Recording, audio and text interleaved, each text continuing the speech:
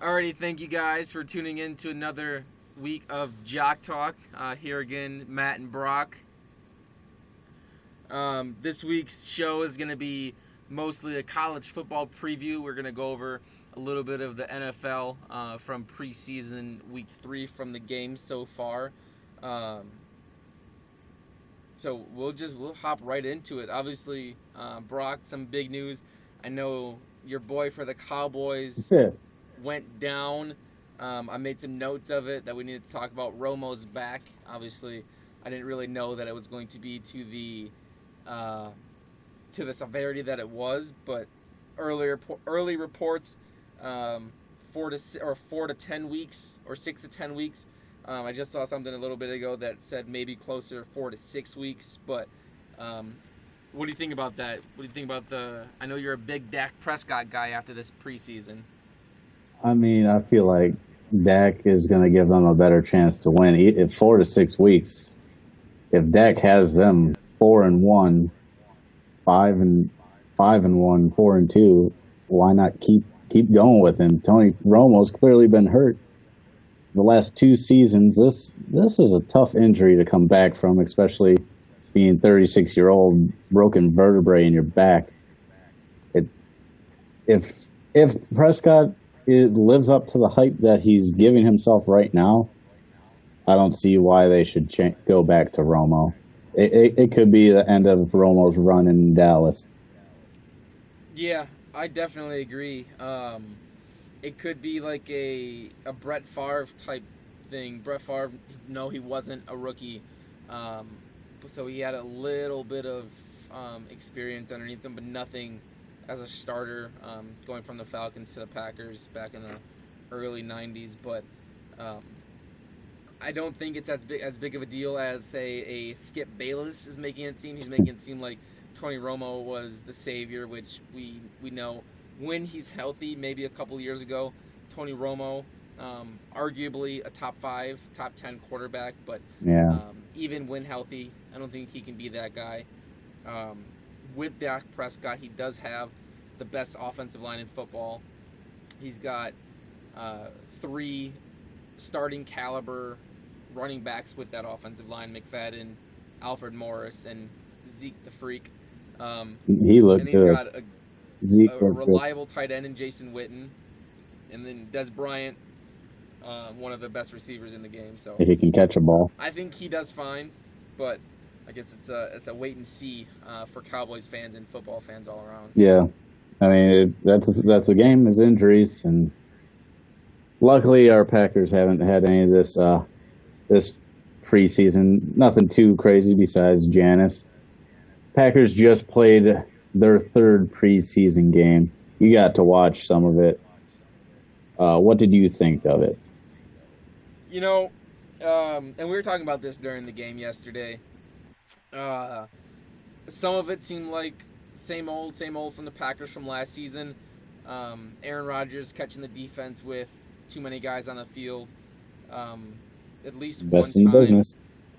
There was a little bit of a miscommunication from Aaron was trying to go and throw like a back shoulder pass. I don't recall exactly who it was, but just that miscommunication, I think made he could have benefited from maybe playing one drive in the other preseason games. But it's nothing that Aaron Rodgers isn't going to get fixed before the regular season. Eddie Lacy looked pretty good again. The defense looked really good again. Blake Martinez stuff in the run.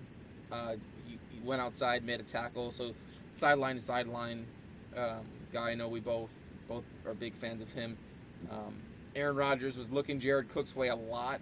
I see he got a lot of targets. Yep, only 2 targets last game. Really? But you could tell he was looking that way as maybe his first option or second option.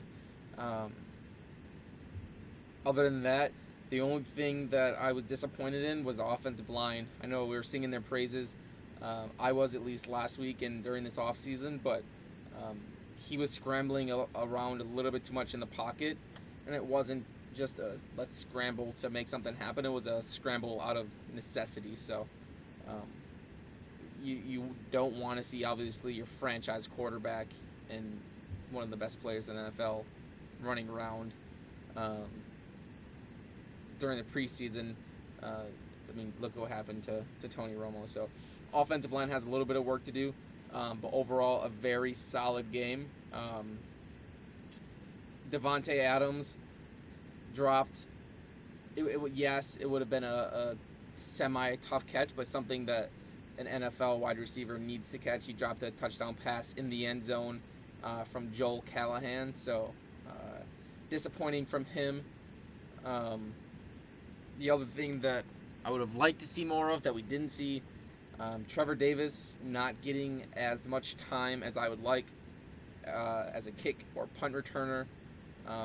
They keep on throwing Micah Hyde back there. Micah Hyde did have one touchdown last year, but Trevor Davis gives them that explosiveness potential from a returner. So definitely need to see more out of him. Our team looked really good. No, not the Packers. Famous Jameis and the Buccaneers.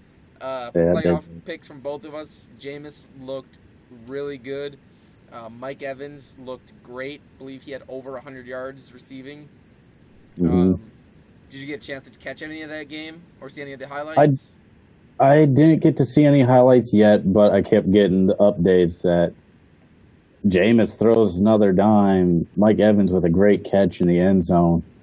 That I told you, watch out for that team. Like they are a good team. They are playing well right now. Granted, it's preseason, but they could fly under the radar in the NFC, and they're Jameis had 200. Really good. Noah Spence, rookie formerly out of Ohio State, but from Eastern Kentucky, looked really good. I think he just finished with one sack, but there were a couple of QB hurries. That defense is looking solid, though.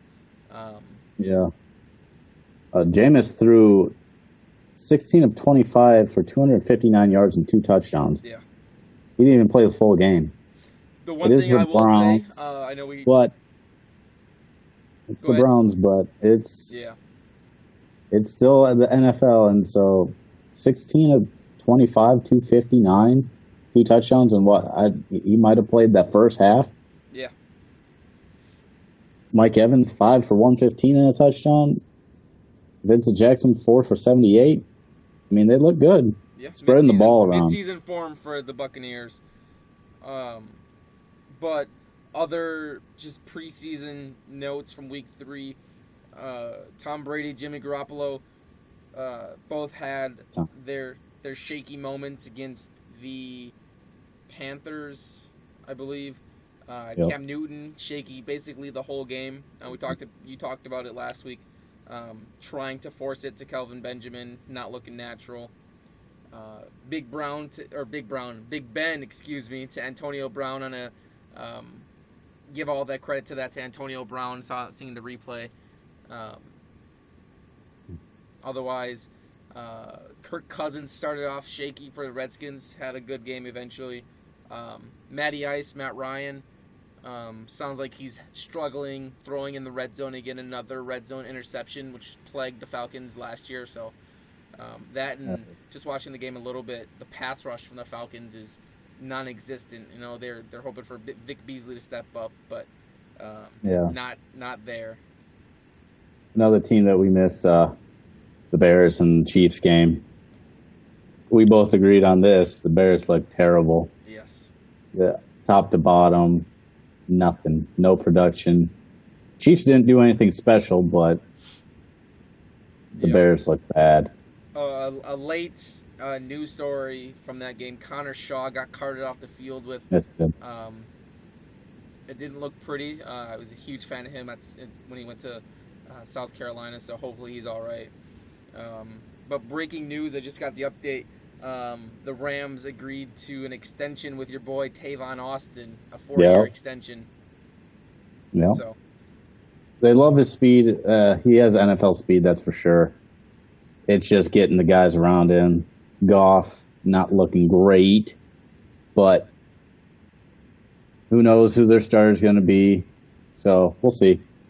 we'll see how that fits for him. Yeah, so I mean, if any of you guys listening, when you listen, have any other news and notes coming from the NFL, go ahead and send us a tweet at Jock Talk WINC. That's Jock Talk, Wisconsin, North Carolina. Um, Otherwise, let us know who you think. We mentioned our team, the Buccaneers. Let us know who you think is going to win the NFC South.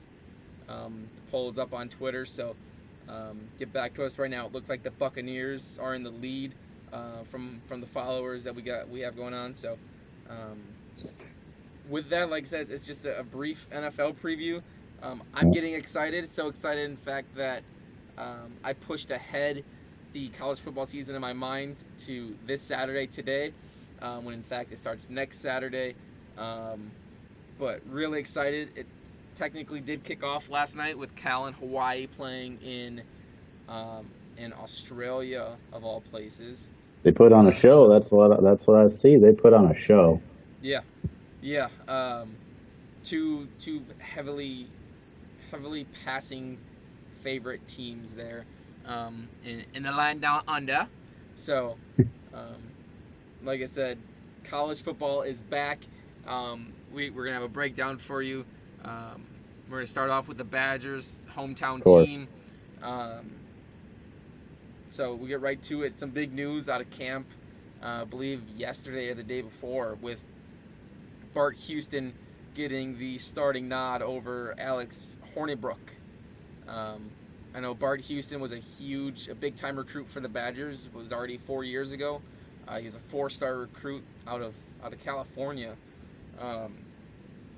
Just listening to some of the Paul Christ and reading his comments on it, both guys showed him that not only could they both start, but they could start and win games.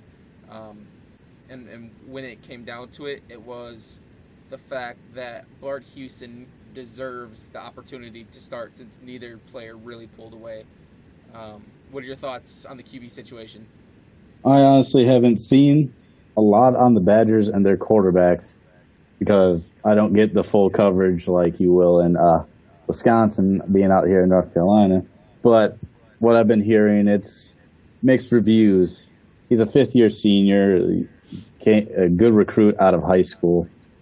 But I've been hearing a lot of Hornibrook has a lot of talent coming up as a redshirt freshman. So even at Bart Houston being a fifth-year senior, we could have a decent young quarterback to come fill the shoes for hopefully 3 more years in Hornibrook.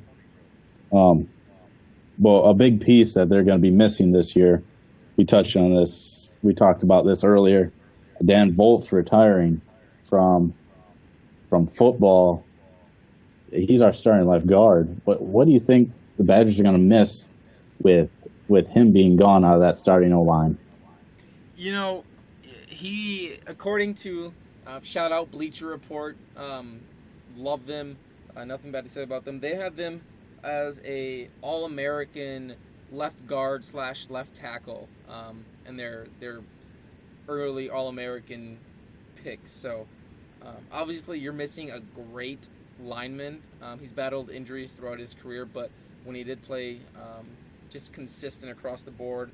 But besides just missing the player, it's going to be that veteran leadership on the offensive line. When you look at the Badgers depth chart, their 2-deep depth chart across the board, it goes junior, sophomore or redshirt freshman. There's still a competition at left guard. Sophomore.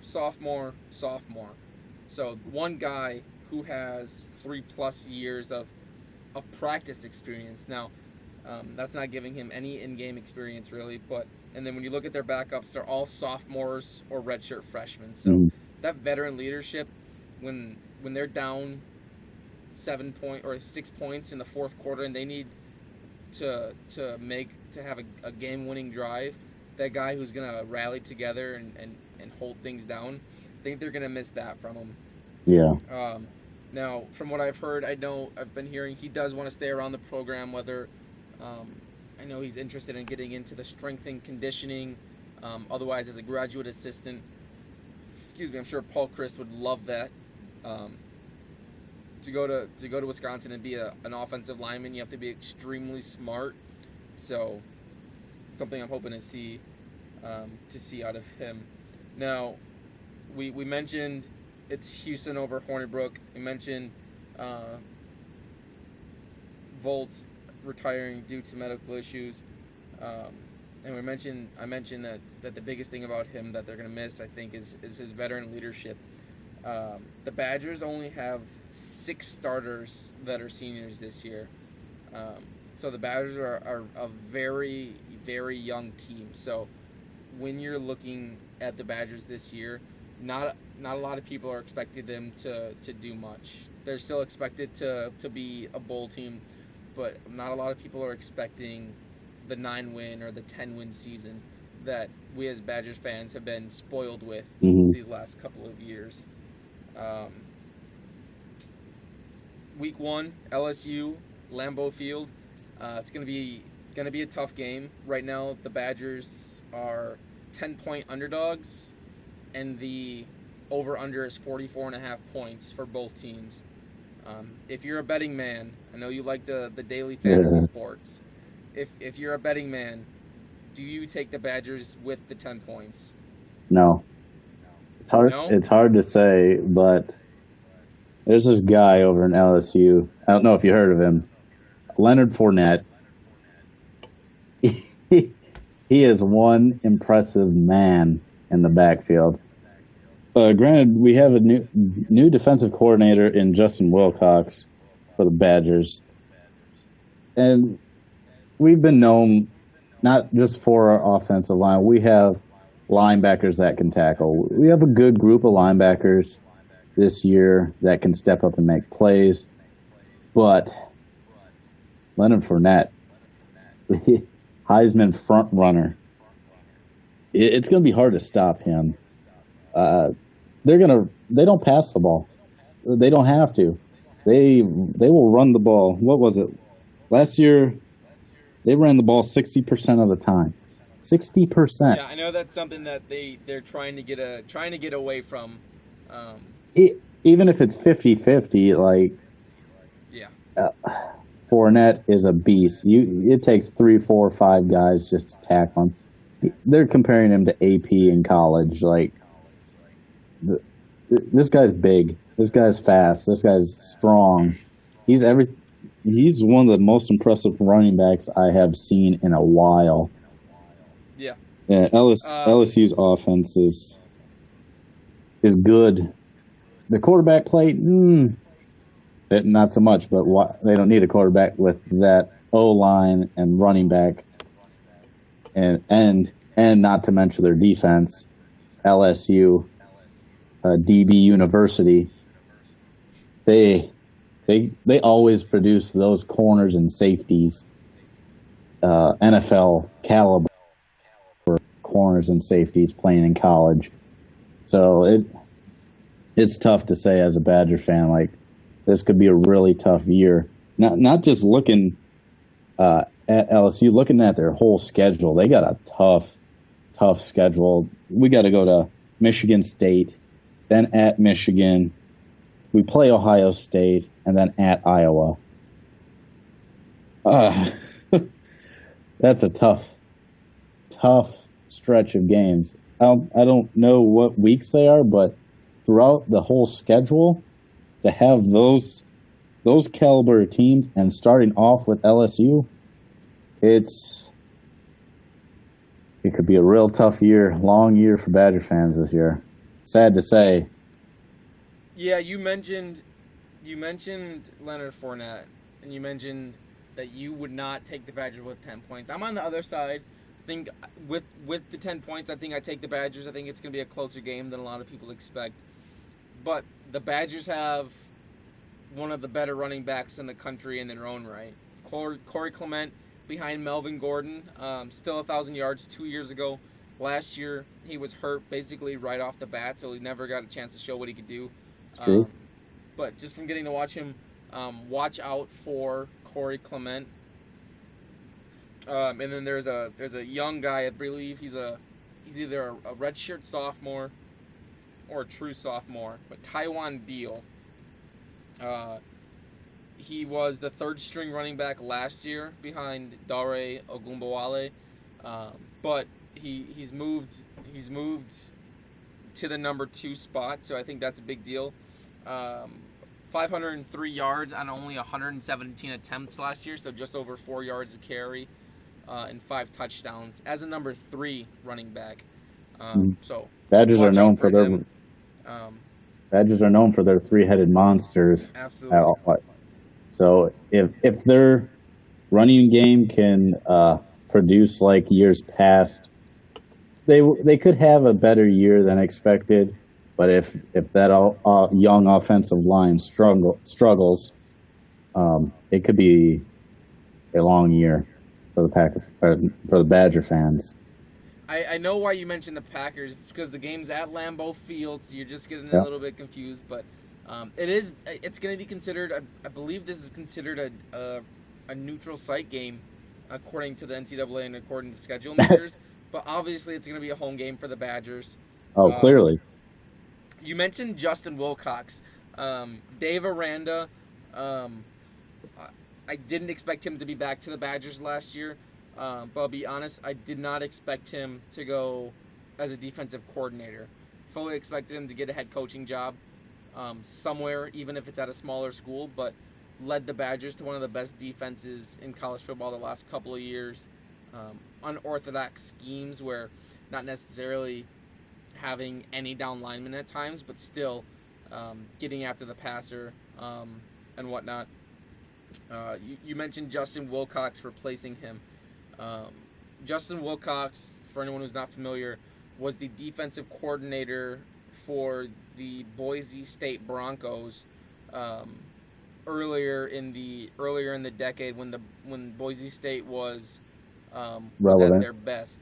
From 2006 to 2009, the Boise State went 49-4 and had a top 25 defense, I believe, each year. So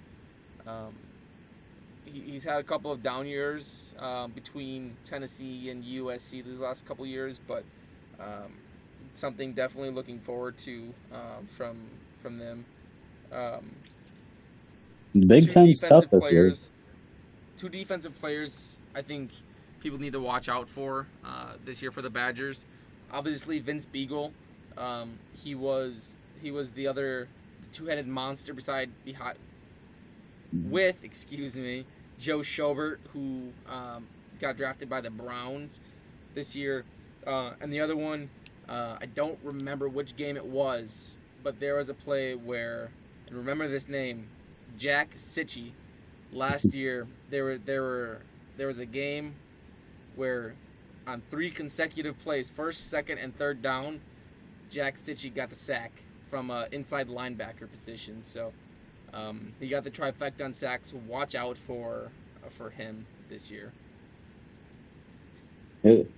Looking at the whole Big Ten as a whole, East-West, it's tough. You got Ohio State, Michigan State, Penn State can play. That's just on the east side.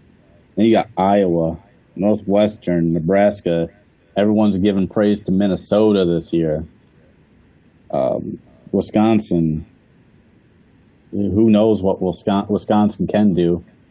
We talked about their defense with the linebacking crew and if they can get the running game going.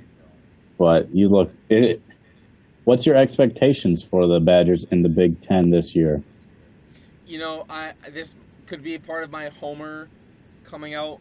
I'm one of the believers that I think the Badgers are going to do very well this year. I do have them winning the Big Ten West. Wow.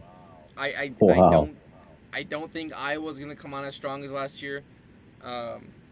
Nebraska, I know, has been a dark horse pick, but I don't think that they're quite ready to get there. I think the Badgers have in the West. I think they have the best running back. a veteran quarterback, even though he doesn't have a ton of starts to his name. He did get to play a little bit last year. I think they have a couple of really good defenders. Vince Beagle, Soldier, and Shelton seems like he's been playing cornerback for the Badgers for about 15 years now. So I do have the Badgers winning the Big Ten West. I have them going 7-2 in the Big Ten. I think they're going to lose. I know they play Michigan and Michigan State, and I believe those are back-to-back weeks. Both actually, yeah, both at Michigan games. and Michigan State. However, they do get the Ohio State at home in Camp Randall. I think the Badgers win that game. They're tough there. Yeah. One of the toughest places to play. We talked about it a little bit. I do think that I do think they lose opening week versus LSU at Lambeau. I think it's a close game. I think it's a less than a touchdown game. I think they lose one of the Michigan games on the road, whether if it's Michigan State or Michigan. But I think they win one of those, and I think they lose at Iowa. So I have the Badgers going 9-3, 7-2 overall in the Big Ten. What are your thoughts? I know we talked about it. We might have let on a little bit about how it's going to be a down year, but like I said, I'm higher on the Badgers than most. Yeah, it's tough. It's tough talking about it because I'm not as high on them as you are. It's the one reason why is because we don't have a consistent quarterback play year in and year out. We don't get those quarterbacks like the Alabama, the Ohio State, the Michigans. We don't get those. Yeah, but you have to look at their, was it 2 years where they basically tried to switch their entire team because of Gary Anderson. So any of their recruiting, when they tried to recruit to be a spread offense, you gotta give that some time. But I had to interrupt you there to throw Gary Anderson under the bus for attempting to ruin the Badgers. I agree with you there, but I mean we still need. I love the ground and pound that the Badgers run. I love it. I love that style of offense. I would like to see them. We don't have to have a great quarterback to win. We need a consistent quarterback to win. We need a game manager. When's the last time we had a quarterback? Joel Stave for about 6 years. Russell Wilson, and he was there for a year. You can't disagree with me. He made the Badgers even more fun to watch. Like, a lot of people love watching them run over everybody. Now it's kind of just like, oh, let's stack 9 in the box and see him try to pass on us. That's what they're trying to do. I think that's why I would have liked to see Hornibrook start this year. If it is going to be a down year, obviously as a coaching staff, you're not going to say, oh, this is a rebuilding year for us. Let's put the redshirt freshman in there. But that's why I would like to see him start. Because if it is going to be a down year, get him going this year. And you still have 3 more years of a guy who started games against Ohio State, Michigan, Michigan State, and LSU. So, I mean, if it is going to be a down year, what do you have to lose? But like I said, the coaching staff can't admit that, obviously. You don't want to admit that. But if Houston ends up struggling 4 or 5 games in, you would think they would pull the plug on him and straight up. I wouldn't say he has a short leash, but I would say the coaching staff won't be afraid to make a change. Yeah, he's got that choke chain on. Like I said, I wasn't very high on him. I have Iowa winning the West. I have Northwestern. They always got a decent team. They always like to play. Then it's a toss up between the 3, 4, 5 spot. You could have Wisconsin, Minnesota, or Nebraska all playing for that spot. Nebraska, like you said, is a dark horse this year. Minnesota, I've heard good things about them. They are building a good team over there, I guess. We don't like them, but, they play good football in Minnesota. They do. But watch out for your former how do I word this? Your former home team. Watch out for the Illini. They had a young quarterback last year. He got hit a lot. He struggled at times, but watch out for them this year. I don't think they win the Big Ten West, but watch out for them to surprise and move up. Yeah, to knock off a team here and there, maybe be that little Final Four buster or something, or knock a team out of the top 10. Yeah, absolutely. We didn't talk about this. Who do you have coming out of the East in the Big Ten? Who do I have coming out of the East? This one was a tough one for me. The Big Ten East, I would argue, is I would say arguably the best division in any conference. Yeah, in college football. I do not agree. You have the SEC. Yeah. You have the SEC East. I had to get my directions right that way. With Alabama, LSU, Florida, Georgia, Auburn. But in the Big Ten East, you have Ohio State, Michigan, Penn State, Michigan State. Now, the bottom of the conference probably can't hang with the bottom of the SEC, but arguably one of the better conferences in college. I have Ohio State coming out. As do I. For one reason, I think between Michigan State, even Penn State, and Ohio State, I think they're all really good teams, all going to win 9+ games. The biggest difference for me is JT Barrett. Mm-hmm. Probably the best quarterback in the conference. Yeah, definitely. Should be the favorite for Big Ten Player of the Year, on offense at least. So I have Ohio State. I do have them dropping 2 conference games. But again, I think it's going to be similar to what the Pac-12 is this year, which I think you're going to hit on later with Stanford. But they just like to beat each other up. I think that's what the Big Ten East is going to do.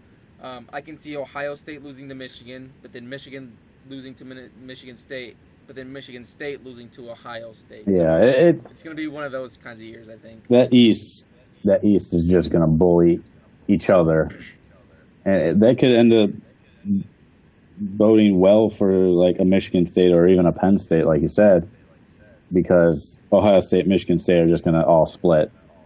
They're all going to beat each other, and Penn State might just slide in there and get that 2 spot and get a nice bowl game for them.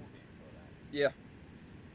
All right. So we both agree. We both have Ohio State coming out of the East. I have Wisconsin coming out of the West. You have Iowa. So we talked about the teams a little bit. Let's go individuals. I know you're the defensive guy. You love watching some defense. Mm-hmm. Give me a couple players, or give me a player to watch in the Big Ten on defense. I have a couple players for you. One of my favorite players on defense in the Big Ten, at least, is Jabril Peppers from Michigan. He played cornerback last year, played wide receiver last year, played kick returner, punt returner, did a little bit everything for that Michigan team. He had 45 tackles, 10 pass deflections as a all-around athlete, freak of an athlete, running around sideline to sideline, play in and play out. This year for me, it's going to be interesting to watch him play for Michigan because he has now moved to linebacker. I haven't heard anything if he's put on some weight to be that linebacker position, but if he has, and he still has the speed, he could be one of the top 10 draft picks in next year if he can perform up to par at that linebacking position, which is it's going to be a transition for him. If he can adapt well to the change of pace at linebacker and fill the run and defend the pass, he could be a fun player to watch this year. Another team or another player from a team no one's really talking about. I know you'll probably talk about them later in a different topic, but I have a cornerback from Maryland, Will Likely. This dude is a beast. He is my size. He is 5'8", 175, flying around the field at cornerback. In the 3 years he's been at Maryland, he has 152 tackles and 7 interceptions. And that was 6 of those interceptions coming in 1 year. 6 of them. So he has the potential on a, we can agree, not so good Maryland team, but try throwing on him. He's going to make a play if he's in the right position at all time. Like I said, 152 tackles from a cornerback position in college football is a good sign for him and his draft stock coming up. You know, and William Likely is not a good, but a great special teams return guy. That too. Multiple touchdowns last year for the Terps. He's one of my favorite players. Like him and Jabril Peppers, 2 of the most dynamic all-around players in that conference.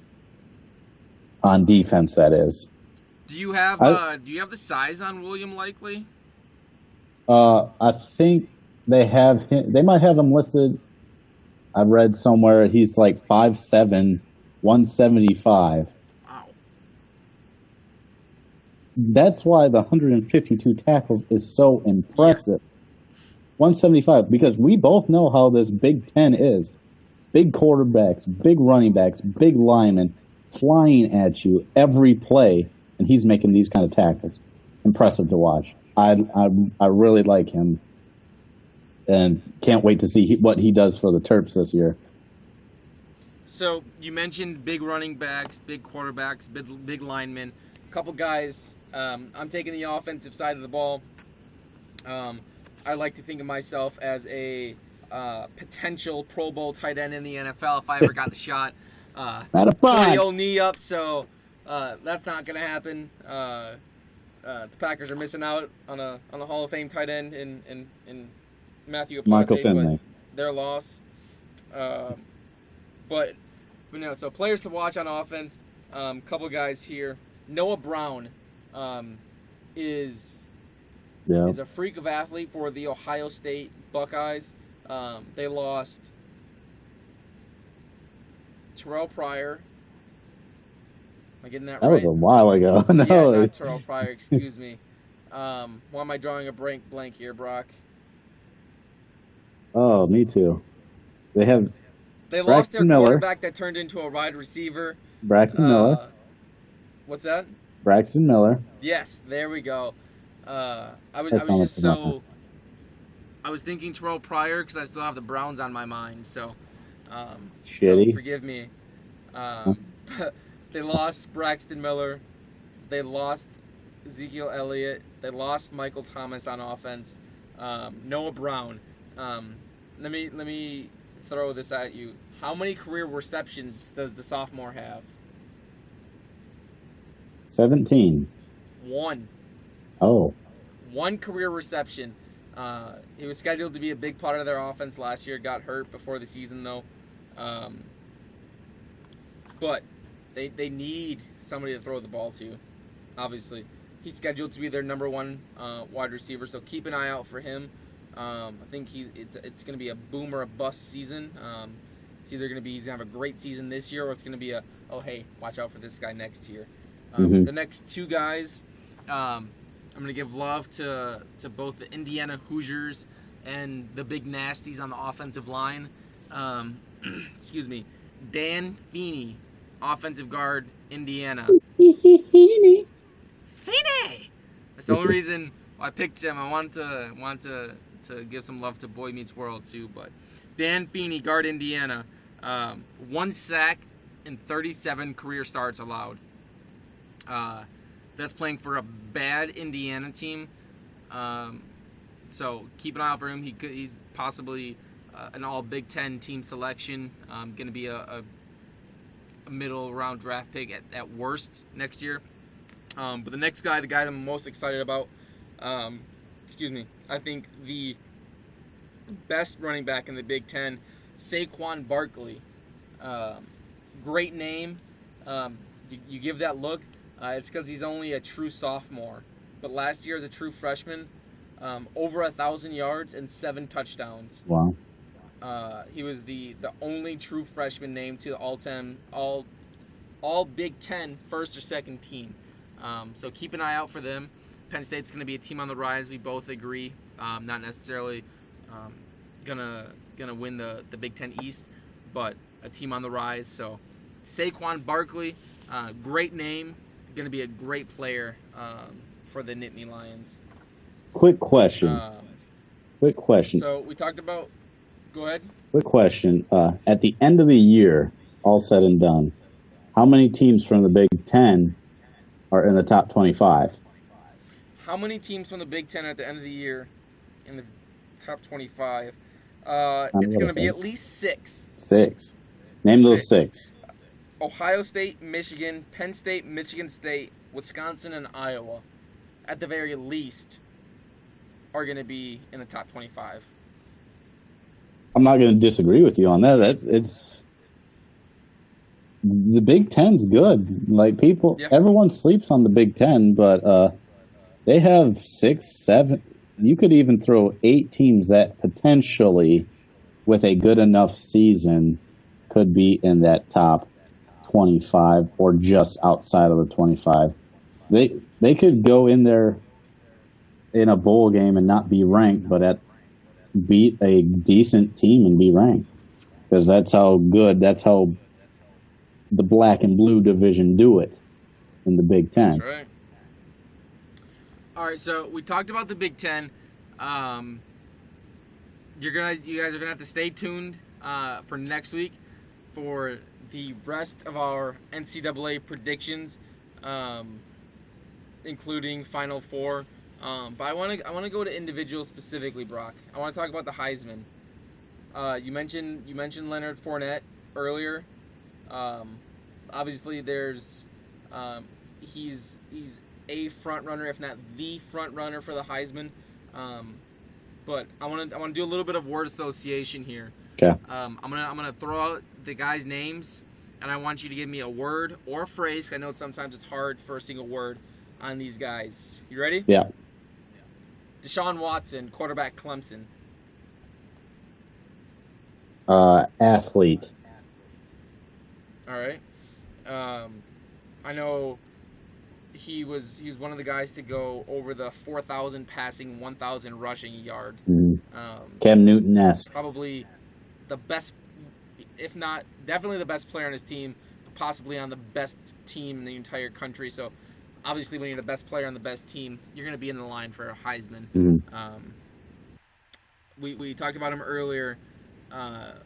Leonard Fournette. Beast. Animal. I would have had to make up a word. I would have had to go with Adrian Peterson-ish. He does. I hope he did get in that fight with some dude, but I mean, I don't think he beats children. This next guy, great season last year. I think he's under the radar for as under the radar as you can be. Christian McCaffrey. He's top of the radar on my book. In my book, he's White Lightning. White Lightning. All right. That's his nickname for me. The reason why I think he has a better shot out of any of the other running backs is because he's a do-it-all. He runs, all passes. I'm interested to see how much on kick and punt returns. I mean, you don't want to lose a guy that valuable playing special teams, but at the same time, why not? Why not? Exactly. This next guy goes to Crab Leg Winston's college. Dalvin Cook, running back from Florida State.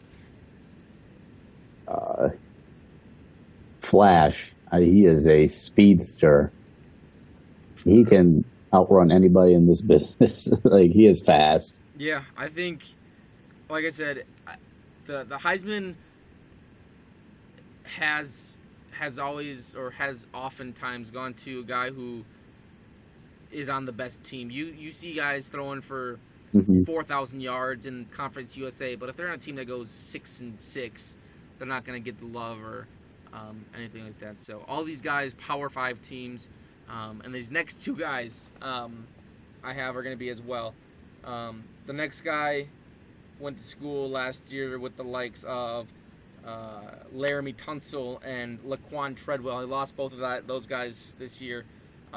Chad Kelly, quarterback from Ole Miss. Underrated. All right. Because you don't really hear much about him. Yeah. I agree. He's out of that top 5, top 6 category, which used to be dark horse. Yeah. I think that a lot of the hype in the SEC and a lot of the media in the SEC goes to the uncertainty of quarterbacks rather than, the returning veterans. Like you mentioned, look at LSU, look at Alabama or Auburn. Look at those teams who are just now deciding on who their starting quarterback is going to be. But Chad Kelly, I think, by far is the best quarterback in the SEC. Over 4,000 yards passing, over 500 yards rushing, plus over 40 combined touchdowns last year from him. So glad you mentioned dark horse. I think he's one. This next guy is my personal favorite as a dark horse to be a finalist. Patrick Mahomes, quarterback from Texas Tech. No word. Dark horse. I do not know who he is. Last year, 4,600 yards, 36 touchdowns passing, 450 yards rushing, and 10 rushing touchdowns. So I think if Texas Tech wins and if they can stick around in the Big 12, they have a shot. Who are some of your guys that you have, or who is your favorite to win the Heisman winner? Let's get you in here. We discussed it. I think we both agreed. Leonard Fournette is, if not the front runner to 1 or 2, because we both have those guys that are like, hey, they're pretty good. They'll be in the top 5. No worries. Like Deshaun Watson, you expect him to be there. McCaffrey, you expect him to be there. I have Fournette, a guy that's finished last 2 years.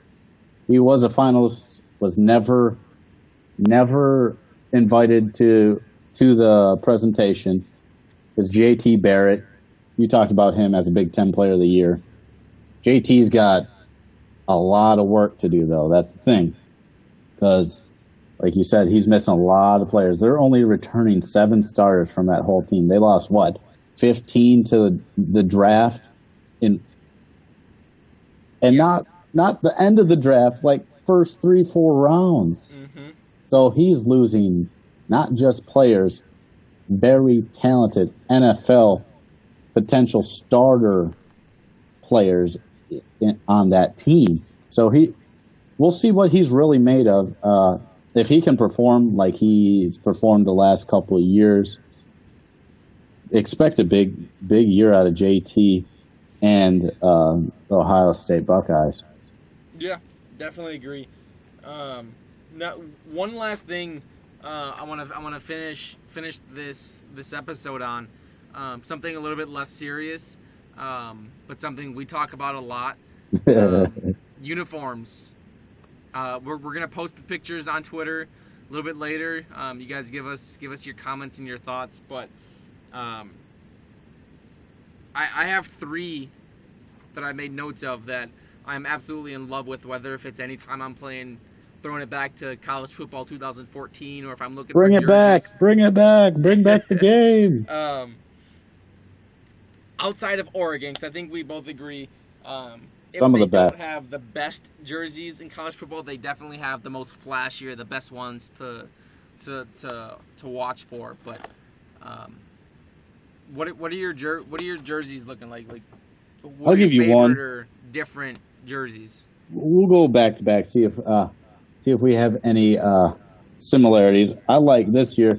They have shown what they're going to wear certain games and whatever. I like the Notre Dame Irish. Their new jerseys, they are tight. They look slick. Like, yeah, the what is it? The Shamrock series. Yes. Against, Is it against Michigan State or Michigan? I think it was Michigan. Yeah, definitely taking a step up. I Hmm. was actually watching a throwback game from 2011, Notre Dame versus Michigan on the Big Ten channel today, and um, just some ugly Adidas uniforms. Who likes Adidas? I mean, I'm a Nike guy, Everybody's a obviously, Nike guy, but um, except Steph Curry. Adidas kind of just blew it, which thankfully Michigan's onto the Jumpman now. So They did nothing to them. They did yeah, but nothing, it's got the Jumpman instead of the three stripes, so that does it all. I guess. I guess. I did not have Notre Dame on mine, but I do agree. I'm glad you brought those up. Um, the attention to detail on those jerseys. If you guys don't know what jerseys we're talking about, definitely go ahead and check them out. The Shamrock series for 2016. Oh, we'll post. Um, I'm posting them at least. yeah, yeah. I'll post that one. I went specific for my first one too here. A team that we'll talk about next week, or at least I will talk about next week, as possibly being a little bit overrated. Spoiler alert: the Washington Huskies alternate black jerseys. Ooh. All I love black the all pants black. and tops with the trim of yellow and purple. It's clean. Like I'm a huge fan of all black jerseys, but that jersey is just it's nasty. It's nice. So next for me, the University of Kentucky. I have that too. They have some nice jerseys. They do. They're on the shoulder pads with the checkerboard, and then same thing down the stripe. Again, they have just a sick black alternate jersey. But Hmm. the University of Kentucky is my number 2 for best jerseys in college football. That is mine. Yeah. I'm gonna Out of guess. 128 teams, you could not think of one that I didn't have. I guess not. I guess not. I'm. I know. I think I know your third one. I don't know if you do. It's you mentioned it early. It's not Maryland. It isn't. I I know do your. not. Those are a little bit too busy, which kind of contradicts my next one. But it's not Maryland. I thought you loved the turtle helmets. It's I like it when they go a little bit creative, but they're the flag helmet and the flag shoulder caps. They don't do it for me. All right. I stand corrected. I don't know if you've seen this one. I just saw this one not too long ago. Nebraska. Nebraska has some. From the picture I seen, look like a 3D uniform. The big N in the middle looks 3D. So it caught my eye. I'll post the picture that I see. Hopefully I can find it again. Hopefully it wasn't just a drawing or some shit that somebody did. Hopefully it's an actual jersey because it looked pretty cool. Trying to look it up here, but I'm not seeing one. I don't think. Anyways, for me, my third, and it's 2 schools, so I'm kind of cheating here. Army and Navy's uniforms. Every single year, they bring it, especially for the Army Navy games. Yeah. Like Brock said, we're gonna post pictures of all these uniforms on the Twitter page. So let us know what you think. Comment with some of your own. But like I said, it's something to break up. I mean, college football, no, it's not a serious matter, but I love talking uniforms. Everybody does. I love seeing new uniforms. I love seeing schools switch. The Badgers this year switching to Under Armour. Again, not a huge difference, but Nothing. it's the switch. They're making a lot of money on it. So some It's all about branding. All about branding. That's right. Like I said, guys, we appreciate you guys listening. Keep an eye out for next week.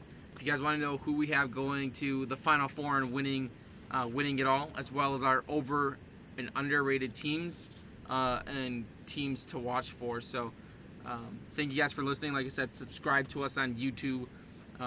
Follow us on Twitter at JockTalkWINC. And we'll be back next week to talk some more sports with you. Quick shout out to Mr. Gabe Murray and his wife, I mean girlfriend, with the birth of their child. Hopefully soon. They had a little bit of a false advertisement when he told me, but shout out. Hope you and the wifey are doing good. All right, see you guys.